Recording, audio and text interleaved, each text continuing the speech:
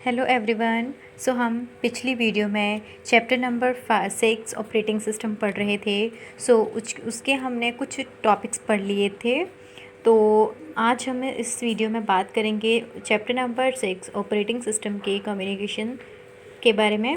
Communication देखो क्या होता है, आपको पता ही है कि कम्युनिकेशन मीन आपस में एक बातचीत करने, कम्युनिकेट करना। A distributed system is a collection of processors that do not share memory, peripheral devices, or a clock.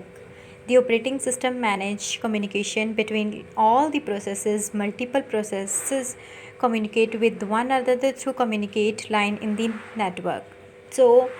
Students, इसका क्या मतलब है कि फॉर एग्ज़ाम्पल कि डिस्ट्रीब्यूटेड सिस्टम जो आपस में जो उनके रिलेशन जो होते हैं, मतलब कि इस तरह के होते हैं जो कि एक प्रोसेसरों का एक इकट्ठ होता है जो कि मेमोरी के साथ जुड़े हुए जो भी यंत्र या फिर प्रोसेसर क्लॉक जो होते हैं उनके साथ साझा नहीं करता है। लेकिन ऑपरेटिंग सिस्टम डिस्ट्रीब्यूटेड सिस्टम की वो ऐसी क्रियाएं हैं जो इनके बीच में जो आपस में कम्युनिकेट का एक प्रबंध कर देता है, जिससे मल्टीपल प्रोसेस एक दूसरे के साथ जैसे मल्टीपल प्रोसेसर के साथ क्या करता है कि एक दूसरे की जो सूचना जो होती है वो मतलब आदान प्रदान करने के लिए नेटवर्क में जो भी वहाँ पे उपलब्ध संचार लाइंस को यूज़ करके वो कम्युनिकेट करता है। तो जैसे कि N operating system handle routing and connection strategies and the problem of connections and security. The major task of an operating system with the respect of communication as are follows. जैसे कि operating system routing और connections जो stories होती हैं, strategies जो होती हैं, उनको कंट्रोल करता है। कनेक्शन और जो उनकी सुरक्षा जो होती है उनके प्रोटेक्शन के लिए, उसके साथ संबंधित जो भी हमें मुश्किलें आती हैं उनको वो हैंडल करता है। जैसे कि फर्स्ट स्टेप देखो, two processes often require data to be transfer between them. Both the processes can be one computer or on different computer which are connected through a network. Third है, communication में be done by two method, either by shared memory और bye message passing. ये जो है कि मतलब operating system जो है वो किस तरह से कम्युनिकेट करता है, जैसे कि दो प्रोसेसरों के बीच का जो उनके बीच में जो ट्रांसफ़र होने वाला डाटा जो होता है वो उसकी ज़रूरत पड़ती है, वहाँ पे हमेशा ज़रूरत पड़ती है। और उसके बाद है कि जो इनमें से जो दोनों प्रोसेसर्स जो होते हैं वो एक कंप्यूटर या फिर अलग अलग कंप्यूटर मतलब में हो सकते हैं, पर ऐसे होता है कि ये जो कंप्यूटर होते हैं वो आपस में एक नेटवर्क के थ्रू ही आपस में जुड़े हुए होते हैं।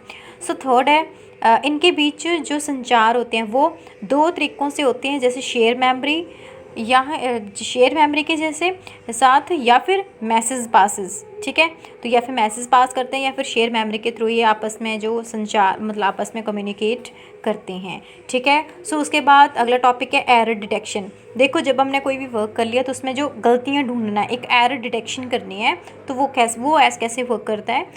Error can occur any time and anywhere. Error जो वो कहीं भी और कभी भी मिल सकते हैं। एंड एरर में अकर इन CPU, in input-output devices or in the memory hardware. The operating system constantly need to be aware to possible errors and to be, if any occurs, it should take appropriate action to ensure correct the consistent computing. And the major task of an operating system with respect to error detection as follows. जैसे कि मान लो कि हमारी गलतियाँ जो है, error जो होते हैं वो कहीं भी दिखे, मतलब हमें मिल सकते हैं, क्योंकि काम करते हैं, हम कोई भी काम करते हैं तो ऑब्वियस है कि उसमें से कुछ ना कुछ गलतियां तो होंगी ही, तो वो हमें कहीं भी मिल सकती हैं। जैसे कि CPU में इनपुट आउटपुट के जो डिवाइसेस होते हैं या फिर कंप्यूटर के हार्डवेयर या मेमोरी में भी कोई गलती हो सकती है। जैसे एरर और मतलब उसको गलतियों को ढूंढना, एरर डिटेक्टिंग करना के संबंध में जो भी ऑपरेटिंग सिस्टम जो काम करता है वो ऐसे करता है, जैसे कि दी OS constantly checks to possible errors. The OS takes an appreciations action to ensure correct the consistent computing. तो जैसे कि कैसे करता है ये कि इसमें से ऑपरेटिंग सिस्टम मतलब एक संभव वाली हैं जो जैसे कि मतलब मेन जो गलतियाँ होती हैं उनको वो चेक कर देता है, ठीक है, ऑपरेटिंग सिस्टम। और थर्ड है कि ऑपरेटिंग सिस्टम वो जो क्या करता है कि सही और लगातार कंप्यूटिंग करने के लिए वो करवाई जाती हैं। मतलब एक होता है कि उसको जो मेन जो गलतियाँ होती हैं उनको वो ढूंढता है, और दूसरा होता है कि वो लगातार जो उसकी कंप्यूटिंग करने के साथ साथ जो भी गलतियाँ होती हैं उनको वो चेक करवा देता है, ठीक है। उसके बाद है रिसोर्सेज मैनेजमेंट। रिसोर्सेज मैनेजमेंट क्या होता है कि देखो, इन दी मल्टीटास्किंग और multi share environment when multiple jobs are running at a time और multiple users are working at the same time. जैसे मल्टीपल जो भी इन्वायरमेंट जैसे होता है तो उसमें मल्टीपल जॉब्स होती है, तो वहाँ पे मल्टीपल वर्कर जो वो काम करते हैं। It is the responsibility of an operating system to allocate the required resources like a CPU, main memory, tape writer and secondary storage to teach process of the better utilization। तो जैसे इसका मतलब क्या होता है कि operating system जो है कि इसमें क्या करता है वो कि मल्टी यूज़र या मल्टी टास्क के इन्वायरमेंट में इसमें मतलब अलग अलग तरह के जो काम होते हैं वो वहाँ पे करते हैं, ठीक है। तो इसमें क्या होता है कि इसमें जो उपलब्ध जैसे हमें मेन मेमोरी मिल जाती है, सीपीयू का जो साइकिल है वो मिल जाता है, फाइल स्टोरेज के जो हर एक यूज़र या जॉब में उसे मतलब बांट देती हैं, ठीक है। उसके बाद रिसोर्सेज मैनेजमेंट के संबंध में जो भी ऑपरेटिंग सिस्टम काम करता है वो इस तरह से करता है। देखो कि operating system act like as resources manager, it manages all kind of resources using scheduler. फिर CPU schedule algorithm are use to better utilisation of CPU.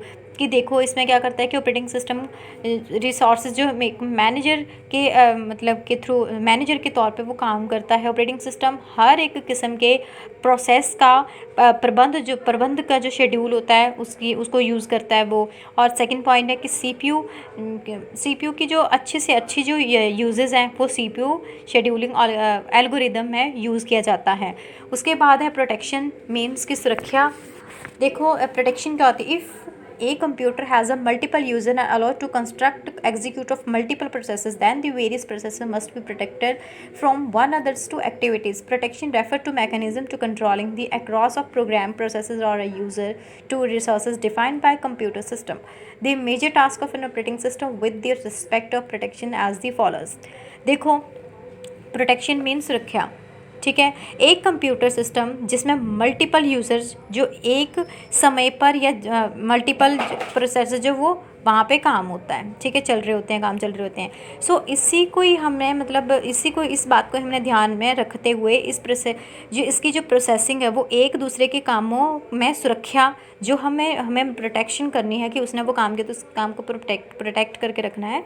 तो उसके लिए क्या गया कि इसका मतलब प्रोटेक्शन का मेन ही मतलब ये कि है कि जो एक कंप्यूटर का जो यूज़र है वो एक ऐसा मैकेनिज़्म मुहैया करवाता है हमें जो कि कंप्यूटर सिस्टम से परिभाषित किए गए रिसोर्सेज और प्रोसेसर की प्रोग्राम की पहुंच को नियंत्रित कर सके, ठीक है। और सुरक्षा की जो संबंध पे जो ऑपरेटिंग सिस्टम जो मतलब जो ऐसे कैसे काम करता है, देखो जल्दी operating system ensure that all the system resources is controlled। the operating system ensure the external input output was protected from invalid access attempts। The operating system provide ethicism features of each other used by main password। so main देखो कैसे काम करते हैं कि operating system मतलब हमें क्या एक ट्रस्ट बना देता है, ठीक है। कि ऐसा है कि इसमें मतलब सिस्टम की जो रिसोर्सेज है वो बहुत इसमें से कंट्रोल किए जाते हैं, ठीक है। ऑपरेटिंग सिस्टम को मतलब ऐसा ट्रस्ट करके और एक मतलब जो सारे इनपुट आउटपुट डिवाइसेस जो होते हैं उनको क्या कहता है इनवैलिड की कोशिश मतलब जो उसकी कोशिश होती है उसको प्रोटेक्ट करके रखते हैं, ठीक है। इनवैलिड फॉर्म पे वो रखते हैं, ठीक है। उसके ऑपरेटिंग सिस्टम जो एक अथॉरिटाइज़ करने के लिए उसका पासवर्ड के विशेष सहूलत दिए जाते हैं। जैसे कोई भी चीज़ आपने प्रोटेक्ट करनी है तो उसके लिए वो पासवर्ड एक हमें दिए जाती है, ठीक है। सो अगला टॉपिक हम अगली वीडियो में पढ़ेंगे। Thank you.